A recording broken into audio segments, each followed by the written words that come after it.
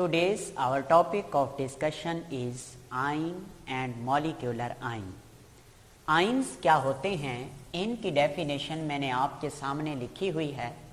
Ions are those species which carry either positive or negative charges.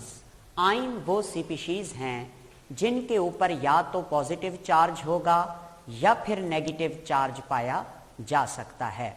सवाल ये पैदा होता है कि चार्ज किसे कहते हैं. Charge is a property of any species due to which it attracts an other object. एक ऐसी प्रॉपर्टी है किसी भी सब्सटेंस की जिसकी वजह से वो किसी दूसरी चीज को अपनी तरफ अट्रैक्ट करता है. और चार्जेस दो तरह के माने जाते हैं, एक पॉजिटिव और एक नेगेटिव. इसी बुनियाद पर आइन्स की भी दो टाइप्स हैं, पॉजिटिव आइन और नेगेटिव आइन. पॉजिटिव आइन का दूसरा नाम होता है कैट आइन्स और नेगेटिव आइन्स का दूसरा नाम होता है एन आइन. ये भी मैं आपको बताऊंगा कि पॉजिटिव आइन को कैट आइन क्यों कहते हैं और नेगेटिव आइन को एन आइन क्यों कहते हैं. सबसे पहले हम जो बात करने लगे हैं वो है पॉजिटिव आइन के बारे में. पॉजिटिव आइन कैसे बनते हैं, जब भी कोई एक एटम ए है उसमें से हमने इलेक्ट्रॉन निकाल लिया तो उस जनरल एटम ए के ऊपर पॉजिटिव चार्ज आ जाएगा. ये एटम था, इलेक्ट्रॉन निकालने के बाद ये आइन बन गया. चार्ज इस पे पॉजिटिव है, इसीलिए इसे पॉजिटिव आइन का नाम दिया जाता है.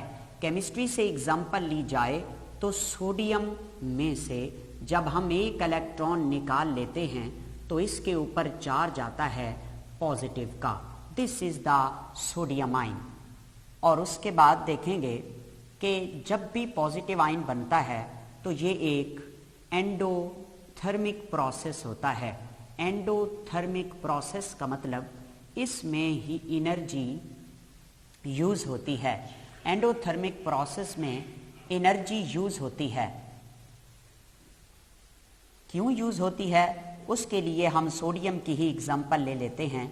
ये सोडियम का न्यूक्लियस है, उसका पहला शेल, उसका दूसरा शेल, उसका तीसरा शेल. सोडियम के न्यूक्लियस के बाहर पहले शेल में 2 इलेक्ट्रॉन होते हैं और दूसरे शेल में 8 इलेक्ट्रॉन होते हैं और आखिरी शेल में 1 इलेक्ट्रॉन होता है. अब इलेक्ट्रॉन के ऊपर चार्ज होता है नेगेटिव और न्यूक्लियस पे चार्ज होता है पॉजिटिव. तो इन दोनों के दरमियान एक अट्रैक्शन होती है जिसे इलेक्ट्रोस्टैटिक फोर्स ऑफ अट्रैक्शन कहते हैं. इस इलेक्ट्रॉन को इस न्यूक्लियस के इन्फ्लुएंस से निकालने के लिए, बाहर निकालने के लिए हमें एनर्जी देनी पड़ती है. एनर्जी इज यूज्ड, एनर्जी इस्तेमाल होती है. इसीलिए हम कहते हैं कि जब भी एक कैट आइन बनेगा, एक पॉजिटिव आइन बनेगा तो एनर्जी इस्तेमाल होगी. इसीलिए द फॉर्मेशन ऑफ कैट आइन इज एन एंडोथर्मिक प्रोसेस. ठीक है, उसके बाद बात करते हैं इसमें जब सोडियम में से इलेक्ट्रॉन निकाला जाता है तो इसमें 496 किलो जाउल पर मोल एनर्जी यूज होती है. पॉजिटिव साइन लगाएंगे जिसका मतलब है कि एनर्जी यूज हुई है. नेक्स्ट बात करते हैं पॉजिटिव आइन के हवाले से कि ये कौन से ऐसे पीरियोडिक टेबल में एलिमेंट हैं जिनके एटम मोस्टली पॉजिटिव आइन बनाते हैं. उनमें एक आ जाता है मेटल्स. मेटल्स चूंकि इलेक्ट्रो पॉजिटिव नेचर की होती हैं, इलेक्ट्रो पॉजिटिव नेचर की होती हैं, इसीलिए ये अपने इलेक्ट्रॉन इजीली लूज कर देती हैं. जब भी इलेक्ट्रॉन लूज करती हैं तो इन पे चार्ज पॉजिटिव आ जाता है. इसलिए हम कहते हैं कि metal are the electropositive and they lose the electron. और ये अपने इलेक्ट्रॉन छोड़ने के बाद खुद पर पॉजिटिव चार्ज ले आती हैं और कैटाइन बनाती हैं. जी, उसके बाद बात करते हैं एनाइन के हवाले से.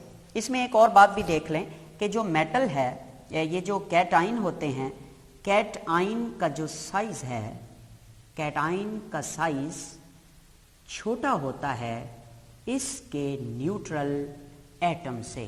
क्या मतलब है इस बात का? जिस एटम से कैटाइन बना है उस एटम का साइज बड़ा होता है और कैटाइन का साइज छोटा होता है। देखा जा सकता है कि जब इस सोडियम के एटम में से आखिरी इलेक्ट्रॉन निकलेगा तो इसका ये वाला शेल भी खत्म हो जाएगा। जब ये शेल खत्म होगा तो बाकी वैलेंस शेल कौन सा बन जाएगा? दूसरा। तो फिर अट्रैक्शन न्यूक्लियस की दूसरे शेल पे होगी, तीसरे पे नहीं होगी, जिसकी वजह से साइज कॉम्प्रेस हो जाएगा, शेल कॉम्प्रेस होगा और साइज कम हो जाएगा। तो हम कह सकते हैं कि कैटाइन का साइज कम होता है उसके न्यूट्रल एटम से। अब बात करते हैं एनाइन के बारे में। एनाइन क्या होते हैं? जब कभी कोई भी एटम, लेट सपोज हम एक जनरल एटम भी लेते हैं, इसके अंदर कोई एक इलेक्ट्रॉन ऐड करवाया जाता है तो ये बना देता है एक नेगेटिव आइन, जिसे हम एनाइन का नाम देते हैं और उस पर साइन नेगेटिव लगाया जाता है। केमिस्ट्री की एग्जाम्पल के हवाले से देखा जाए तो क्लोरीन को जब एक इलेक्ट्रॉन दिया जाता है तो क्लोरीन पे इलेक्ट्रॉन सवार होने के बाद Cl नेगेटिव बन जाता है और इसमें जो हीट का इन्वॉल्वमेंट है वो है delta H is equal to -349 kilo joule पर मोल। इसका मतलब माइनस साइन हमें ये बताएगा कि ये एक एक्सोथर्मिक प्रोसेस है, एक्सोथर्मिक प्रोसेस। जी, एनाइन की फॉर्मेशन में ही एनर्जी रिलीज होती है। कैसे? जी देखिएगा, हम एग्जाम्पल ले रहे हैं क्लोरीन की।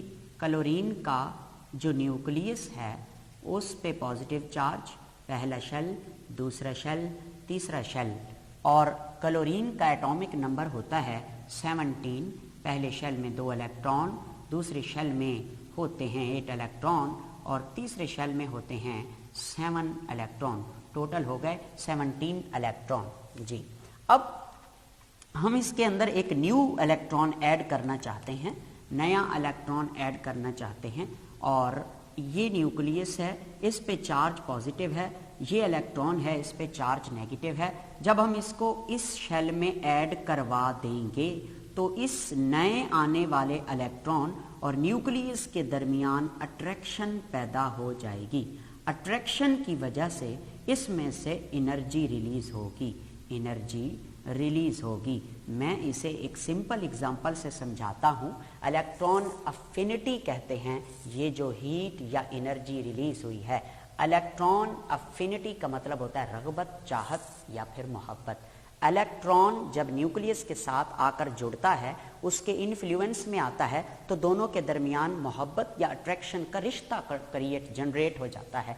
उस मोहब्बत की वजह से एनर्जी जो है रिलीज होती है। इसकी एक सादा सी मिसाल है कि जब किसी से मोहब्बत की जाती है, 2 मोहब्बत करने वाले उस वक्त आपस में मिल सकते हैं जब वो एक दूसरे से अना, गरूर, तकब्बुर निकाल के ईगो बाहर फेंक दें, अदरवाइज उनका बॉन्ड कोई नहीं बनता।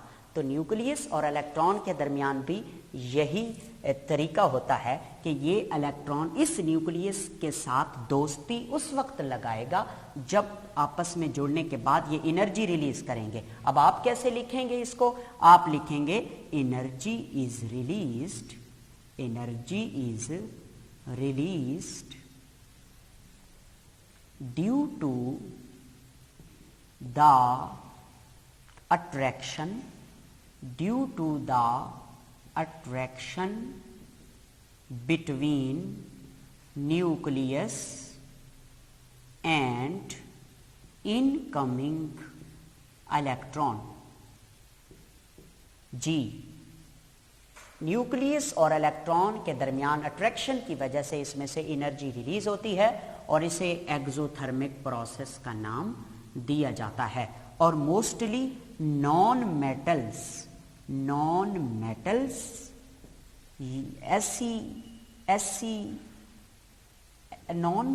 ऐसे एलिमेंट्स हैं जो कि इलेक्ट्रो नेगेटिव नेचर के हैं, यानी ये इलेक्ट्रॉन गेन करने की एबिलिटी रखते हैं और इलेक्ट्रॉन गेन करने के बाद इनके ऊपर नेगेटिव चार्ज आ जाता है, इसलिए हम कहते हैं कि जनाब ये इलेक्ट्रोनेगेटिव हैं। जी, उसके बाद एक और बात देखेंगे कि एनाइन का जो साइज होता है, एनाइन का साइज उसके न्यूट्रल एटम से ज़्यादा होता है। न्यूट्रल एटम से एनाइन का साइज ज़्यादा होता है। उसकी वजह यही है कि जब एक नया इलेक्ट्रॉन एंटर हो जाए तो पहले से मौजूद इलेक्ट्रॉन और नए इलेक्ट्रॉन के दरमियान रिपल्शन होने की वजह से शेल इंक्रीज हो जाता है और size of anion will be greater than its neutral atom. जी, इसमें एक और बात देखनी है कि जब हम किसी भी एटम के अंदर एक इलेक्ट्रॉन ऐड करवाते हैं तो उस पर -1 चार्ज आता है और उसे हम यूनी नेगेटिव आयन कहते हैं। मगर उसी आयन जिसके ऊपर नेगेटिव चार्ज है के अंदर अगर हम दूसरा इलेक्ट्रॉन ऐड करवा दें तो उसे डाई नेगेटिव आयन कहा जाता है। मिसाल के तौर पर ऑक्सीजन की बात करें तो इसमें जब एक इलेक्ट्रॉन ऐड करवाया जाता है तो ऑक्सीजन के ऊपर ओ नेगेटिव चार्ज आता है और इस दौरान जो इसकी हीट है यानी एनर्जी हमें मिली वो है -141 किलो जाउल पर मोल।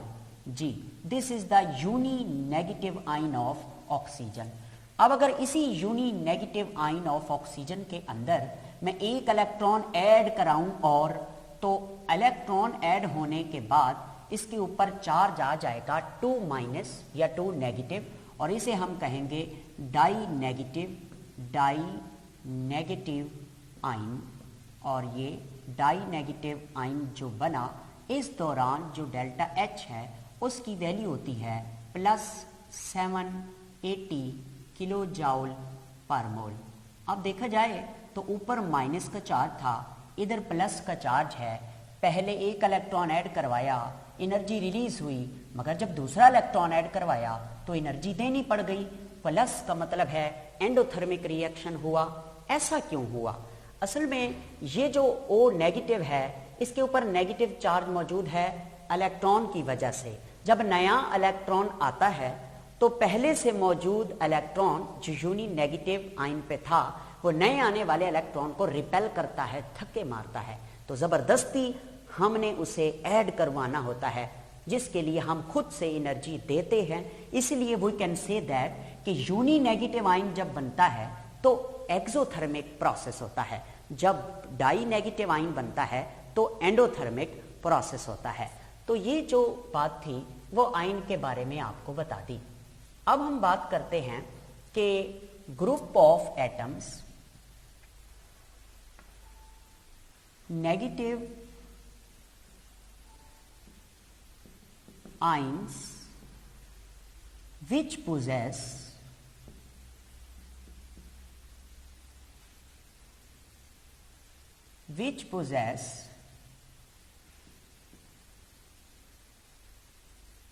group of atoms। ऐसे भी नेगेटिव आयन होते हैं जिनके अंदर एक से ज्यादा एटम्स वाले ग्रुप होते हैं और उन पे चार्ज होता है negative. For example OH negative hydroxyl group CO3-2 इसे कहते हैं कार्बोनेट आयन और इसी तरह से ASO4-2 इसे कहते हैं सल्फेट आयन। MnO4-1 पर मैंगनेट आयन Cr2O7-2 इसे कहते हैं डाइक्रोमेट आयन। ये भी आयन्स हैं मगर इसमें एक से ज्यादा एटम हैं तो हम इन्हें कहते हैं group of atoms having negative charges और इन्हें हम नेगेटिव आयन्स का नाम देते हैं। इसी तरह पॉजिटिव आयन्स भी होते हैं, positive ions having group of atoms. ऐसे भी पॉजिटिव आयन्स हैं जिनके अंदर एक से ज्यादा एटम होते हैं but they are less common. ये इतने ज्यादा नहीं होते, ये कम होते हैं बनिस्बत नेगेटिव आयन्स के, ये कम होते हैं। ठीक है। और अब अगर देखें इसकी एग्जाम्पल तो इसमें NH4+ अमोनियम आयन ये कैटाइन है और इसी तरह H3O पॉजिटिव हाइड्रोनियम आयन और इसमें एक ऑर्गेनिक केमिस्ट्री में कार्बो कैटाइन आ जाता है जो आपको सेकेंड ईयर में पढ़ाया जाएगा। इनऑर्गेनिक केमिस्ट्री, वो भी एक ऐसा आयन है जिसमें एक से ज्यादा एटम होते हैं। तो ये तो था आयन के बारे में। अब हम आपसे एक सवाल पूछते हैं कि कैटाइन, पॉजिटिव आयन को कैटाइन क्यों कहते हैं और नेगेटिव आयन को एनाइन क्यों कहते हैं। तो इसकी वजह मैं आपको बता देता हूं कि जब हम इलेक्ट्रोलाइटिक सेल बनाते हैं तो उसमें एक इलेक्ट्रोलाइट होता है और उसके अंदर दो इलेक्ट्रोड होते हैं। एक इलेक्ट्रोड को बैटरी के पॉजिटिव टर्मिनल से जोड़ते हैं और एक इलेक्ट्रोड को बैटरी के नेगेटिव टर्मिनल से जोड़ते हैं। जिसको पॉजिटिव टर्मिनल से जोड़ा उसे नाम देते हैं एनोड का, और जिसको नेगेटिव टर्मिनल से जोड़ा उसे नाम देते हैं कैथोड का। अब इस इलेक्ट्रोलाइट के अंदर जब हम इलेक्ट्रोलाइट, लेट सपोज एक है Na पॉजिटिव और Cl नेगेटिव, इलेक्ट्रोलाइट है NaCl, उसको फ्यूज करके पिघाल के हमने इसमें डाल दिया। एक कैटाइन, एक है पॉजिटिव आयन और एक है नेगेटिव आयन। जब इलेक्ट्रोलिसिस का प्रोसेस होता है तो पॉजिटिव चार्ज वाले आयन कैथोड की तरफ जाते हैं। कैथोड इस प्लेट पे नेगेटिव चार्ज है, और नेगेटिव चार्ज वाले आयन एनोड की तरफ जाते हैं। एनोड जिसके ऊपर पॉजिटिव चार्ज है। तो पॉजिटिव आयन क्योंकि कैथोड की तरफ जाते हैं, फिर कैथोड से हमने लिया CAT कैट, और इन पे चार्ज पॉजिटिव है तो कैटाइन। कैथोड की तरफ जाने वाले आयन को कैटाइन का नाम दिया जाता है, और एनोड की तरफ जो आयन जाते हैं उनके ऊपर नेगेटिव चार्ज है। नेगेटिव चार्ज होने की वजह से हम ये कहते हैं कि एनोड की तरफ जा रहे हैं, तो एनोड से AN निकाल कर और आगे आयन लिख देते हैं, तो anion. So the ions which move toward the cathode plate they are called cation, and the ion which moves toward the anode plate they are called anion. गर इश्क है तो इश्क का इजहार होना चाहिए, आपको चेहरे से भी बीमार होना चाहिए। अपनी यादों से कहो एक दिन की छुट्टी दे हमें, इश्क के हिस्से में भी एतवार होना चाहिए। Today our topic of discussion is molecular ion, या इसे मोलेकुलर आयन भी पढ़ा जाता है। मॉलिक्यूलर आयन की डेफिनेशन मैंने लिखी हुई है। हमने इससे प्रीवियस लेक्चर में पढ़ा था कि जब किसी एटम के अंदर इलेक्ट्रॉन ऐड किया जाता है या उससे इलेक्ट्रॉन लूज होता है तो उस पर कोई ना कोई चार्ज आ जाता है, जिसको हम पॉजिटिव या नेगेटिव आयन के नाम से जानते हैं। सेम इसी तरह जब कोई मॉलिक्यूल लूज करेगा या गेन करेगा इलेक्ट्रॉन्स को, तो वो जो आयन बनाएगा उसे हम सिंपल आयन नहीं बल्कि मॉलिक्यूलर आयन का नाम देंगे। फॉर एग्जाम्पल CH4 मीथेन का मॉलिक्यूल है। इसके ऊपर जब हम कोई इसमें से इलेक्ट्रॉन निकालेंगे तो इस पे चार्ज पॉजिटिव आ जाएगा और हम इसे मॉलिक्यूलर आयन कहेंगे। इसी तरह से CO, जिसे कार्बन मोनोऑक्साइड या मौत का फरिश्ता कहा जाता है, इसमें से जब कोई एक इलेक्ट्रॉन निकालेंगे तो इस पे चार्ज पॉजिटिव आ जाएगा और ये मॉलिक्यूलर आयन बन जाएगा।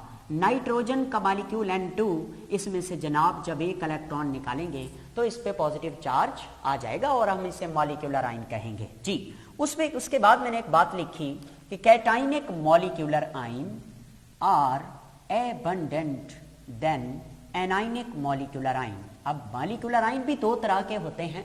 ऐसे मॉलिक्यूल्स के आयन जिनके ऊपर चार्ज पॉजिटिव होगा हम उन्हें कैटाइनिक मॉलिक्यूलर आयन कहेंगे, और ऐसे मॉलिक्यूल्स के आयन जिनके ऊपर चार्ज नेगेटिव होगा हम उन्हें एनाइनिक मॉलिक्यूलर आयन कहेंगे। मगर नेचुरली अगर देखा जाए तो कैटाइनिक मॉलिक्यूलर आयन ज्यादा होते हैं और एनाइनिक मॉलिक्यूलर आयन कम पाए जाते हैं। उसके बाद है इसकी फॉर्मेशन के मॉलिक्यूलर आयन बनते कैसे हैं, फॉर्मेशन या फिर जनरेशन के इनको कैसे बनाया जाता है।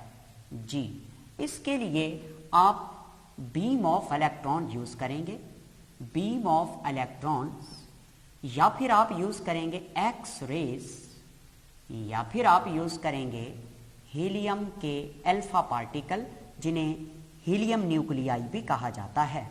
अल्फा पार्टिकल्स, इन पे डिटेल से बात होगी चैप्टर नंबर 5 में।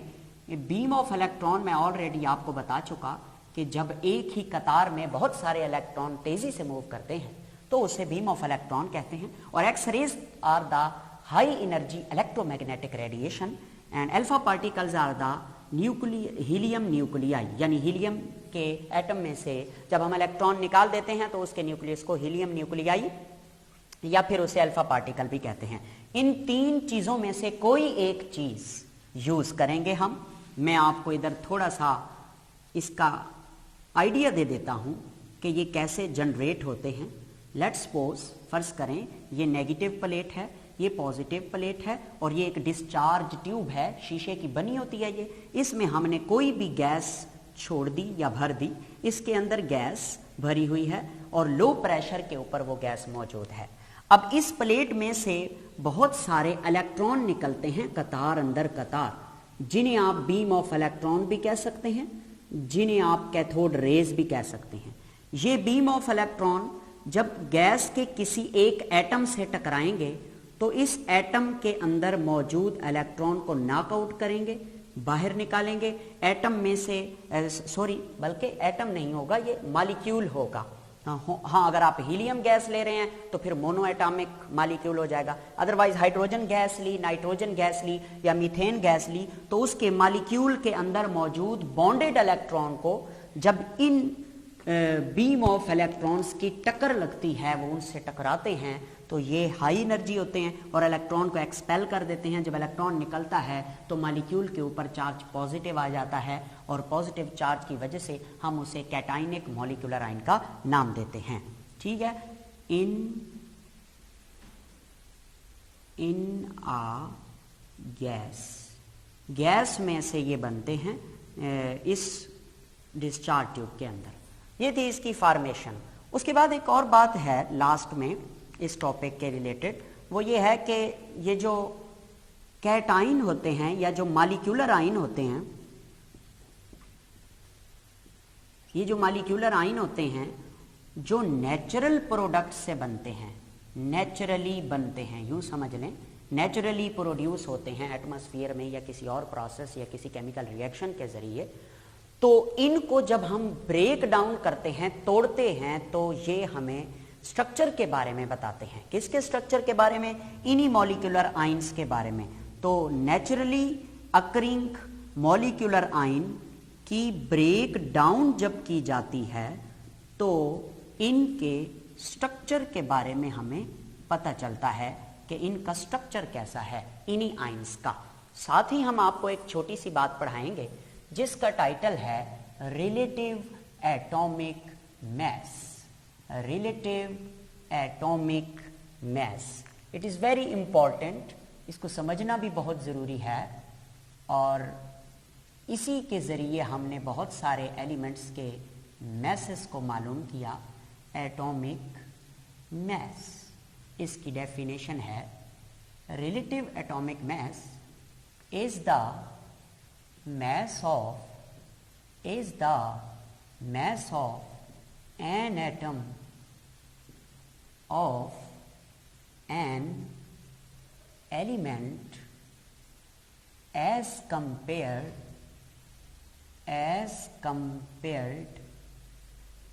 to the mass of atom of carbon taken as 12 12। इसका क्या मतलब है? किसी भी एलिमेंट के एटम का वो मैस जिसको कार्बन के एटम के मैस से कंपेयर करके निकाला जाए उसे कहते हैं रिलेटिव एटॉमिक मैस। और कार्बन का मैस कितना होता है? 12। इसको समझाने के लिए एक एग्जाम्पल लेते हैं। एटम कोई भी हो, उसका मैस इतनी छोटा, इतनी कम होता है कि हमारे पास कोई भी ऐसा वेट बैलेंस नहीं होता जिसके ज़रिए हम उस एटम को उस वेट बैलेंस पे रखें और वो हमें डिजिटल तरीके से उसका मैस बता दे। ऐसा नहीं होता। इसलिए हम क्या करते हैं, कार्बन जिसका मैस 12 है उसको स्टैंडर्ड लेते हैं और उसकी हेल्प से बाकियों का मैस मालूम करते हैं। कैसे? मैं आपको इसकी एग्जांपल देता हूं। हमने सबसे पहले कार्बन लिया, एटम ऑफ कार्बन लिया, एटम ऑफ कार्बन, और हमने कह दिया कि इसका मैस कितना होता है 12 AMU, 12 AMU। AMU क्या है? AMU is the unit which is used to express the relative atomic mass. AMU वो यूनिट है जिसके जरिए हम एटॉमिक मैस को एक्सप्रेस करते हैं। जी जनाब। अब देखें मार्केट में हम जब इसकी एग्जांपल सुन लें, जब हम मार्केट में कोई चीज़ खरीदने जाते हैं, जैसे कोई फ्रूट खरीदने गए, तो फ्रूट्स वाला एक वेट बैलेंस रख के बैठा होता है। एक साइड पे वो फ्रूट रखता है, दूसरी साइड पे वो वेट रखता है, और दोनों जब पलड़े बराबर होते हैं तो हमें उठा के दे देता है, कहता है जाओ जी ये 1 किलो सेब हैं, 2 किलो हैं या 3 किलो हैं। तो वो कंपेयर कर रहा होता है, इसको कहते हैं कंपेयरिंग, एक मैस के जरिए दूसरे मैस को कंपेयर करना। अब साइंटिस्ट ने कार्बन को खुद से एक मैस दे दिया कि कार्बन तुम्हारा मैस होगा 12 AMU। कैसे? अगर हम इस AMU के टुकड़े कर दें, यानी ये मेरे पास एक बॉक्स है, इसके मैंने 12 टुकड़े कर दिए, 1 2 3 4 5 6 7 8 9 10 11 12, और इस एक बॉक्स को मैं नाम दे रहा हूं 1 AMU का, 1 AMU का। ये एक बॉक्स 1 AMU है। आप यूं समझ लें जैसे हम वेट रखते हैं तराजू के ऊपर, ये वैसे वेट हैं, 12 वेट हैं, 1 2 3 एंड सो ऑन 12। तो ये सारे का सारा जो मैस है ये किसका है? ये कार्बन के एक एटम का मैस है। किस फॉर्म में? AMU के अंदर। ठीक हो गया। अच्छा, अब हम क्या करते हैं कि एक तराजू लेते हैं, जैसे मार्केट में रखे होते हैं, सेम लाइक दैट।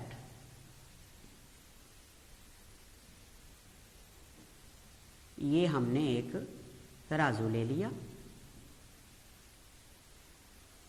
जी। अब हम क्या करते हैं कि इस साइड पे एक AMU रखते हैं, ये वाला वेट उठा के रखते हैं, ये वाला 1 AMU इधर रख दिया हमने, ठीक है। और इधर हमने एक एटम रख दिया, लेट्स सपोज हाइड्रोजन का, हाइड्रोजन का एटम रखा, हाइड्रोजन का। अच्छा, अगर तो ये दोनों साइडें बराबर हो जाएंगी तो हम कहेंगे भाई उठा लो इधर से, ये हाइड्रोजन का मैस कितना है 1 AMU, और हाइड्रोजन का मैस होता भी कितना है 1.008, तो इसे हम 1 ही कंसीडर करते हैं। ये है, ये अब जो मैस हमें पता चला हाइड्रोजन का, वो किसकी हेल्प से पता चला? वो इस कार्बन के एटॉमिक मैस की हेल्प से पता चला। हम दोनों को कंपेयर कर रहे हैं तो कितना मैस दोनों का बराबर हो गया। तो इस मैस को जो हाइड्रोजन का है, इस मैस को हम रिलेटिव एटॉमिक मैस कहेंगे, क्योंकि हमने कार्बन के मैसेस से इसको रिलेट करके निकाला।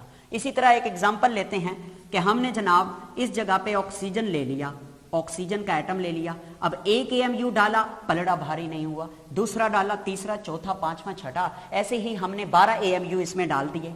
फिर भी ये वाली साइड नीचे थी, ये वाली साइड ऊपर थी, तो परेशान हो गए। उन्होंने कहा नहीं, इसका परेशानी का मसला, इसका कोई ये परेशान होने की जरूरत नहीं है, इसका एक हल है। वो क्या है कि आप 4 AMU जितना मैस और डाल दें।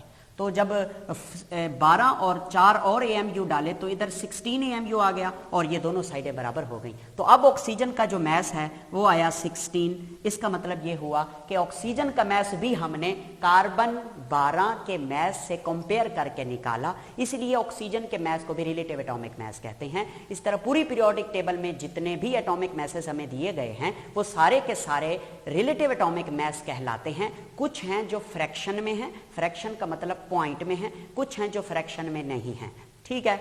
अब सवाल ये पैदा होता है कि हमने कार्बन को ही स्टैंडर्ड क्यों लिया? क्या पूरी पीरियोडिक टेबल में कोई और एलिमेंट नहीं था जिसको हम एज अ स्टैंडर्ड लेते? जी बिल्कुल था, मगर कार्बन की जो प्रॉपर्टीज हैं वो बाकियों से थोड़ी डिफरेंट हैं। उसकी वजह यह है कि कार्बन का जो मैस होता है वो मैस फ्रैक्शन में नहीं है बल्कि होल नंबर में है। होल नंबर का मतलब जिसमें पॉइंट ना हो। और कार्बन जो होता है इसका एटम हाईली स्टेबल होता है, इसको हैंडल करना बहुत आसान है। और ऑल द ऑर्गेनिक कंपाउंड, जितने भी ऑर्गेनिक कंपाउंड हैं, दे हैव कार्बन, इनके अंदर कार्बन मौजूद होता है। तो ये कुछ वजूहात थी। प्योरिटी की बेस पे हमने कार्बन को एज अ स्टैंडर्ड लिया और इसी से रिलेट करके हमने बाकियों के मैसेज निकाले। आज के लेक्चर की आखिरी बात यह है कि AMU किलोग्राम में कितने हिस्सों के साथ मिलता है, यानी 1 AMU is equal to 1 AMU is equal to 1.661 into 10⁻⁻27 kilogram. इसका मतलब 1 AMU किलोग्राम का 1.661 इंटू 10⁻⁻27 यानी 27वां हिस्सा है, यानी इतनी छोटा किलोग्राम का वो मैस है।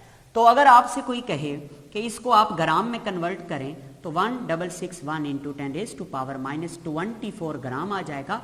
किलो की जगह हम 10⁻³ ऐड करेंगे। ये बात मैं लास्ट लेक्चर में भी आपको बता चुका। और अगर आप इसे मिलीग्राम में ले आए तो 1.66 इंटू 10⁻21 मिलीग्राम इसका आंसर आएगा। तो AMU क्या बोला है? It is a unit which is used to express the relative atomic mass.